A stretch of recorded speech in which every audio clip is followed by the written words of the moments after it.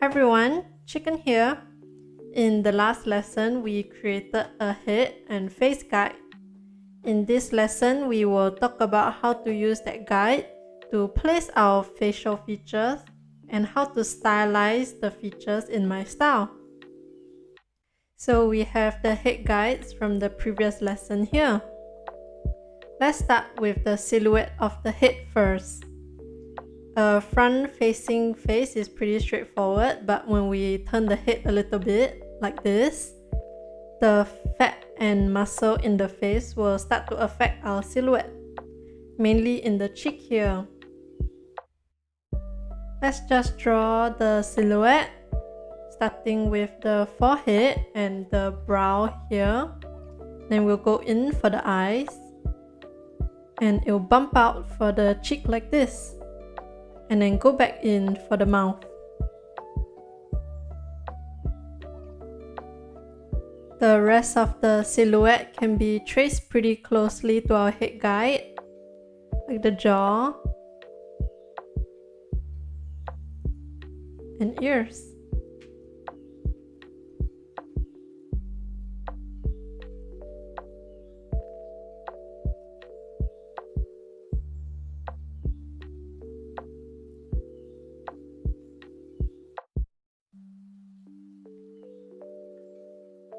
Now let's do it on this head, and because it's slightly more facing forward, our lines of the eyebrow and cheek won't be so exaggerated, but they'll still be there.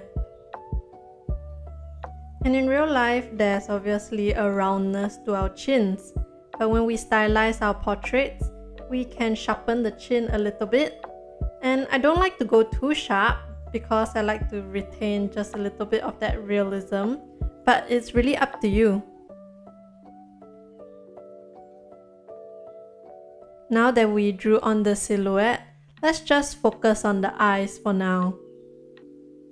They will roughly be one eye length apart, and I like to draw them in some sort of a trapezium shape, like this.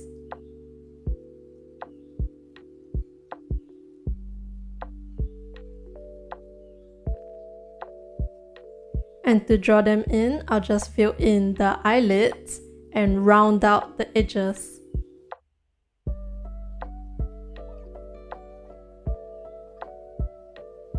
Especially at the end of the eye, I like to round out that inner part. And same thing for the other side.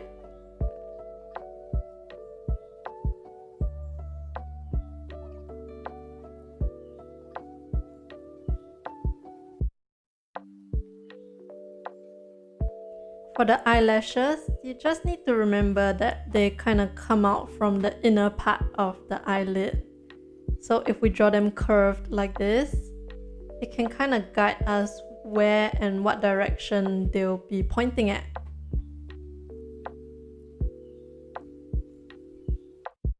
Same for the lower eyelashes.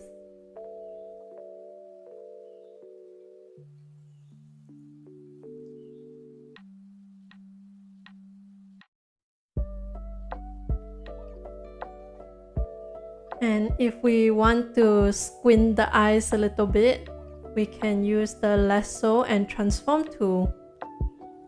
Using the warp transform, pull it up and it kind of looks like she's closing her eyes or squinting.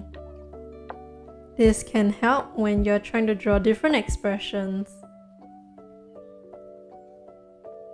Now let's move on to the eyes from a side view. When we turn our head to the side, one of our eyes is gonna look smaller because it's further away. To help us visualize this, we can distort transform our trapeziums and see how the eyes change in shape according to what kind of angles they're at. We can see how it got shorter and the curve of the upper eyelid became tighter.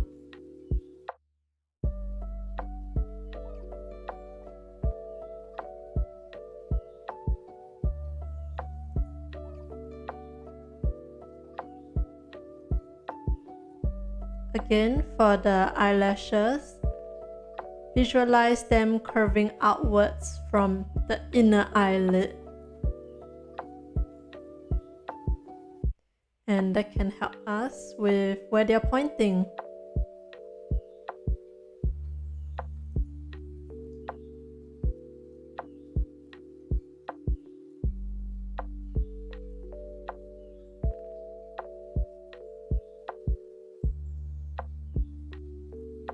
Let's try one more angle and turn it even more. Our trapezium almost looks like a tilted square now.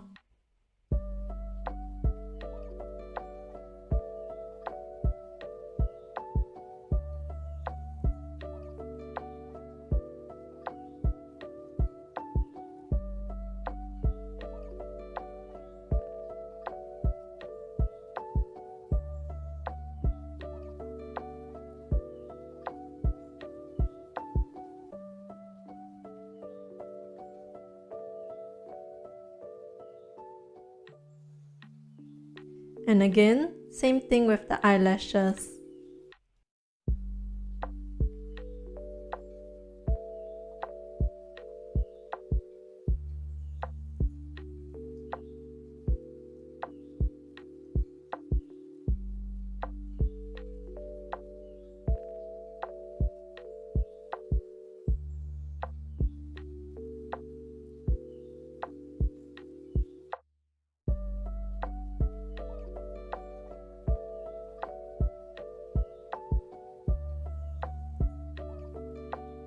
Okay, now that we practice the eyes, let's draw them onto the head guides. I like to draw the upper eyelids at the same time, so the left one and the right one first before moving on to the lower eyelids, like this. And you can see the shape of the top of the trapezium, like this, and the bottom.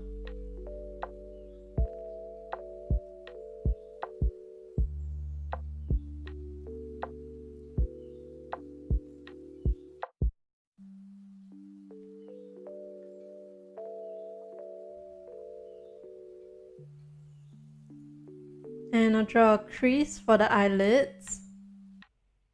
And we can position the eyebrows on the eyebrow line of the head guide. And the nose will be located around the bottom of the sphere. And in anime, it can be as simple as a dot. But I like to draw on the shape of a pointed nose and a circle to represent the flat surface of the nose. If you're having trouble with the shape, you can trace the nose bridge line down from the eyebrows. And the mouth, which will be around midway between the bottom of the nose to the chin. And remember to center it on the face. I'll just draw in the pupils here. And the pupils are going to be fairly large. Rather, the eyelids will always be covering part of the pupils. With the head guides off, I'm now just moving things around according to what I like. And we can even take the liquify tool and stylize it a bit by making our eyes bigger or making our chin smaller. Like this.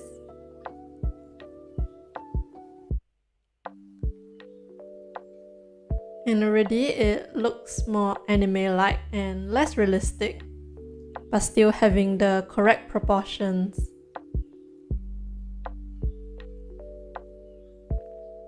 And now I'll just go ahead and draw the features on the rest of the heads.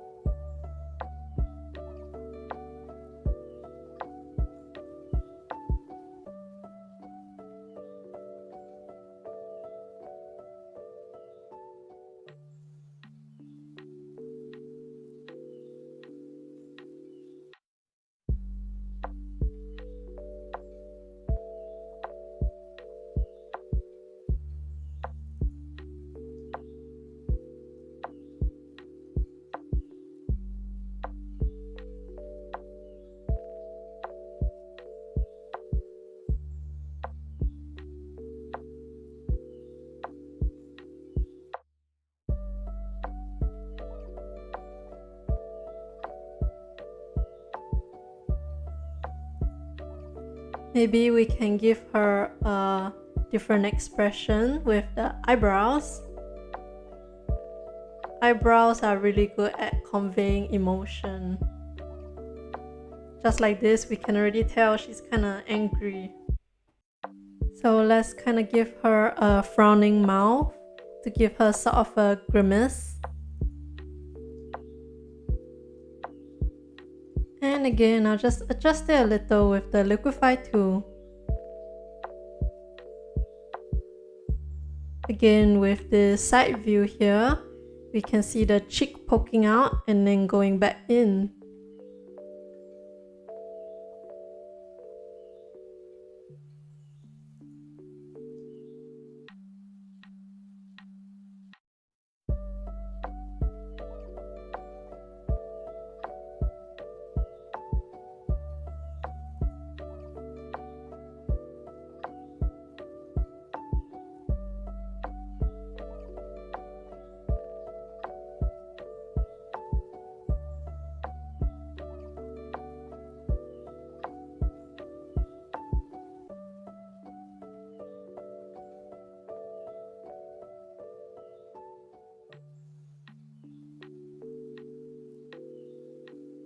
And I think I'll give her a sort of goofy kind of expression.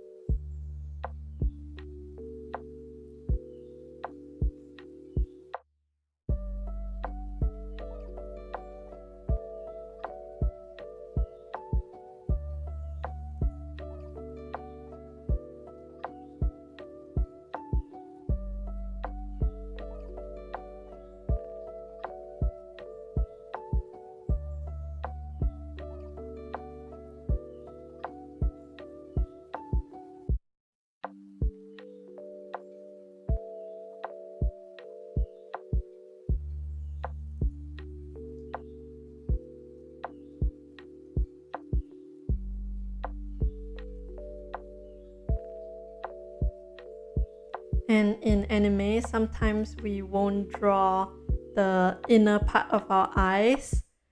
So I'm just gonna erase this part here and leave it kind of open.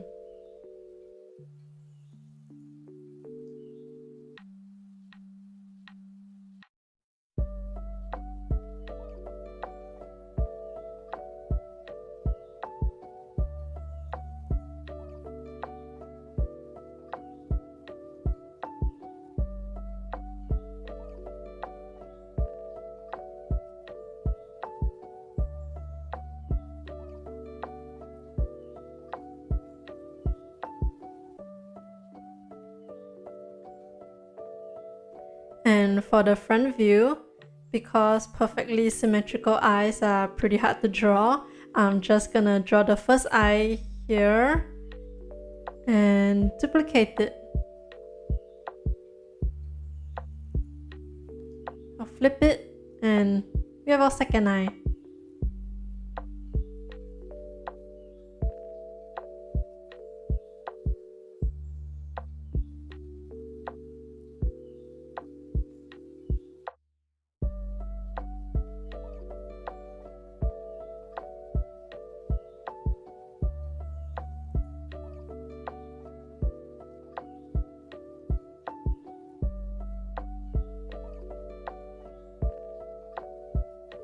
I'll give her sort of a judgmental expression.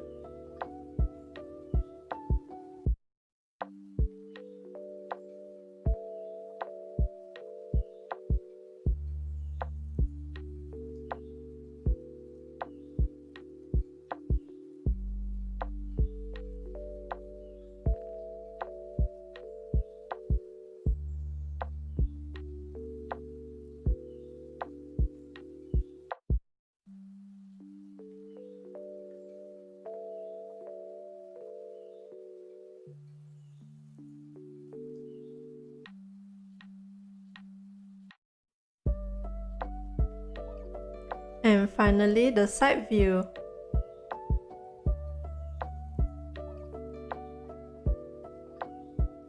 eyes are gonna be the most squished for the side view.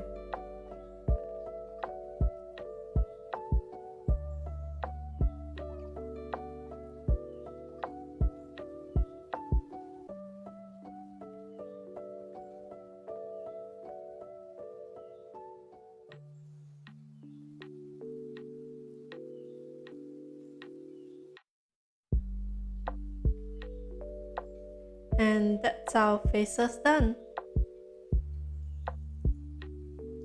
For the mission, complete the faces we started last lesson and give them different expressions. Now that we completed the face and body, in the next lesson, we'll be moving on to hair.